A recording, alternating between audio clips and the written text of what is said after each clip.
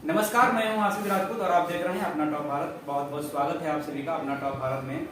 आज हम मौजूद हैं गुरुग्राम डिस्ट्रिक्ट के अंतर्गत विकास खंड आता है पटौदी। पटौदी से ग्राम पंचायत आती है ऊंचा माजरा, जहां से हमारे साथ सरपंच उम्मीदवार धर्मेंद्र यादव जी मौजूद हैं, जो कि इनकी पत्नी उम्मीदवार हैं रेणु यादव।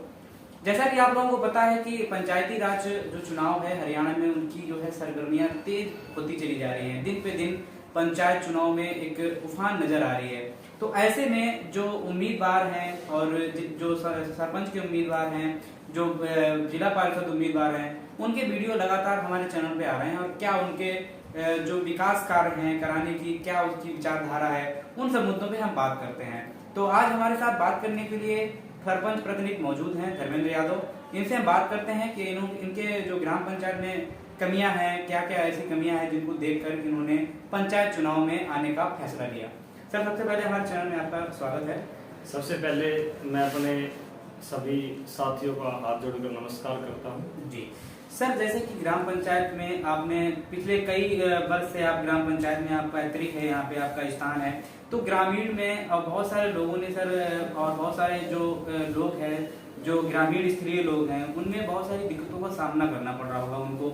ऐसे कई मुद्दे होते हैं, जैसे कि नाली खरंजा हो गया, पीने का पानी हो गया, और बहुत सारे ऐसे मुद्दे होते हैं। तो सर, अपने ग्राम पंचायत के अंतर्गत आपने ऐसे कैसे भावना बनाई और कैसे क्या क्या ऐसे विकास कार्य हैं जो अभी तक वंचित पड़े हैं ग्राम पंचायत में, उनको लेकर आप चुनाव में उतरे? देखिए, सबसे पहले मैं अपनी एजुकेशन के बारे में बात करूंगा जी कि मैंने पॉलिटेक्निक इलेक्ट्रिकल इंजीनियरिंग से की है, उसके बाद बीटेक की इलेक्ट्रिकल इंजीनियरिंग से जी, और विभिन्न कंपनियों में, एमएनसी कंपनियों में काम करते हुए मैंने अपना बिजनेस शुरू किया ड्रिप इरिगेशन का, जी, जो मेरे किसान साथियों से जुड़ा है। जी, जल संरक्षण की दिशा में उसका बहुत महत्वपूर्ण योगदान है। जी, तो मैं गांव समाज के लोगों से जुड़ते हुए और गांव की समस्या को, क्योंकि मैं गांव में पला बड़ा हूँ, जी, इसलिए मैंने अपने गांव की समस्या को नजदीक से जाना। जी, मैं ये नहीं कहता कि मेरे से पहले जिन्होंने गांव की सेवा की है, जो पूर्व सरपंच है, उन्होंने कुछ गलत किया, जी, परंतु फिर भी अगर जितनी युवा सोच से अगर देखा जाए, अगर आपके नजरिए से देखा जाए, आप एक युवा हैं, आप एक शिक्षित हैं, तो उसके माध्यम से कहीं ना कहीं, जैसा केंद्र सरकार भी बोल रही है कि हम डिजिटल इंडिया बना रहे हैं, तो अब आप सर अपने नजरिए से देखेंगे तो डिजिटल इंडिया बनाने का कार्य, डिजिटल इंडिया के क्षेत्र में मैंने अभी परसों हमारी ग्राम सभा की एक बैठक थी, जिसमें हमारे लोगों ने सभा का आयोजन किया था, मेरे को वहां पे बुलाया था, आमंत्रित किया था जी। तो मैंने वहां पे डिजिटल इंडिया के बारे में बताया था कि आज तक जितनी भी सरकार की कोई भी स्कीम है, खासकर ये मोदी सरकार के समय में, सारी डिजिटलाइज हो चुकी है। तो वो कैसे हम गांव में एक सीएससी सेंटर की स्थापना करके, ताकि रजिस्ट्रेशन फीस है जो आजकल जो निजी सीएससी सेंटर वाले जो ले रहे हैं वो काफी महंगी पड़ती है, कोई भी रजिस्ट्रेशन 20 रुपए अगर फीस है तो यहाँ 200 रुपए 100 रुपए ऐसे ले रहे हैं। और ये सब मुद्दे जो हैं, ये डिजिटल इंडिया है और वो आदमी खुद कर सकता है, वो खुद भी कर सकता है। उसके लिए गांव में वाईफाई की व्यवस्था, फ्री वाईफाई की व्यवस्था चीज है, जो बहुत कोई बड़ा लंबा चौड़ा इशू नहीं है। उसके बाद एक सीएससी सेंटर की स्थापना ग्राम पंचायत के स्तर पर, ताकि 2-3 युवा लोगों, बच्चों को रोजगार मिले और गांव के लोगों को कम से कम 10 गुना सस्ते रेट पर वो सुविधाएं आसानी से उपलब्ध हो सके जी। और दूसरी बात, जैसे आपने कहा युवाओं के लिए, तो मेरी उम्र 30 साल है, तो मैं युवा ही हूँ और गांव ने मेरे ऊपर ये विश्वास जताया है कि मैं सरपंच की जो जिम्मेदारी है वो मैं निभा सकता हूँ, इसलिए मेरे को भरपूर समर्थन मिल रहा है। सर, मन में आपके विचार आया, अपने आप से विचार आया, या फिर काफी दिन से आप लोगों के बीच में हैं और जो लोगों की सेवा कर रहे हैं, जनता की सेवा कर रहे हैं, क्या सबसे बड़ा मुद्दा आता है कि सरपंच बनने के बाद परिवार कैसे चलाया जाएगा, क्योंकि गाँव में, परंतु मैं कहता हूं कि मैं, अगर गांव मेरे को जिम्मेदारी देता है तो मैं गांव के एक युवा भी उसमें शामिल होंगे, बुजुर्ग भी शामिल होंगे, रिटायर्ड कोई डिपार्टमेंटल आदमी वो भी उसमें शामिल होंगे, और मैं काम उनको सौंप दूंगा, चाहे वो 11 आदमी बने, चाहे 21 आदमी बने, चाहे 25 बने। मैं तो केवल साइन करूंगा, काम वो चयन करेंगे, काम की दिशा वो चयन करेंगे, काम का रुख वो चयन करेंगे, और काम में सामग्री क्या लगनी है वो सब वो आदमी करेंगे। तो काम बांट के किया जाएगा। तो और मैं पहले भी कह चुका हूँ कि समुद्र मंथन से अमृत पैदा होता है। तो जब वो सभी लोग, जब मैं अकेला वो डिसीजन लूंगा, हो सकता है वो काम गलत हो जाए, परंतु जब वो सारे 21-51 लोग जब एक काम करेंगे तो उसमें 99.9% वो काम सही होगा।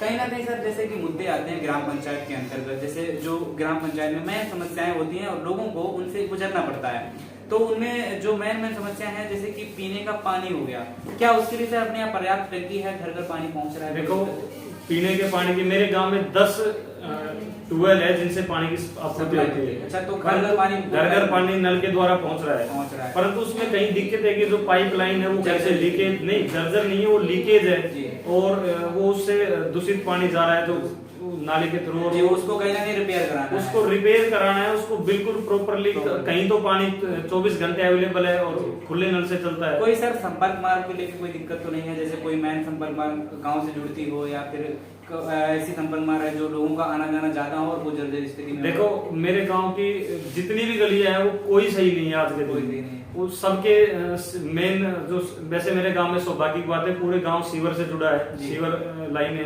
परंतु वो बिल्कुल जर्जर स्थिति में है। उनके टाइम पे मेंटेनेंस और उसकी साफ सफाई वगैरह नहीं हो पाती है।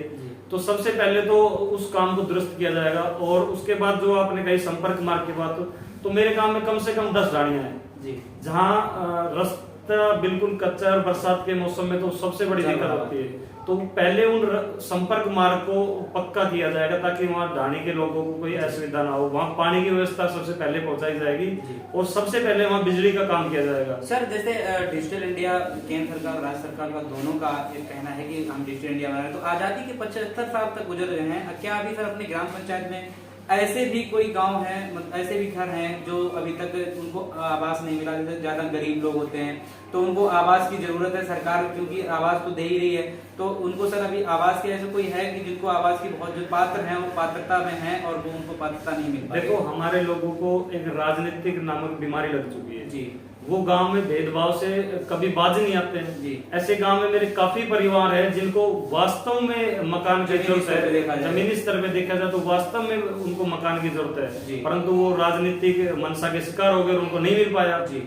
तो मेरी सबसे पहली प्राथमिकता यही रहेगी कि उन लोगों को आवास के लिए जगह दी जाए और जिनका आवास जर्जर स्थिति में जी। मैंने डीसी साहब को मेल भी किया था, एक भाई का मकान ऊपर से गाटर टूटा हुआ है और उस पर कार्रवाई भी शुरू हो चुकी है। केवल जागरूकता का काम है, सरकारी योजनाओं को लोगों तक पहुंचाना, उसके लिए जागरूक करना। अब हाँ जी सर, जैसे एक्टिव जो भी एक्टिव प्रधान है, सरपंच है, ठीक है, तो वो एक्टिव है तो वो अपनी प्रजा को एक्टिव रखता है। अब जैसा कि सर मान के चलते हैं कि अपने ग्राम पंचायत के अंतर्गत जो आवास हैं वो कितने ऐसे लोग होंगे, अनुमानित कितने ऐसे लोग होंगे जो पात्र वाकई में जमीनी हकीकत से देखा जाए वो पात्र हैं, उनको मिल जाए तो ग्राम पंचायत में आवास की जो समस्या दूर हो? मेरे गांव में कम से कम 100 परिवार ऐसे जिनको प्लाट, जो बीपीएल प्लाट है, उनको आवंटन किया जाना चाहिए जी।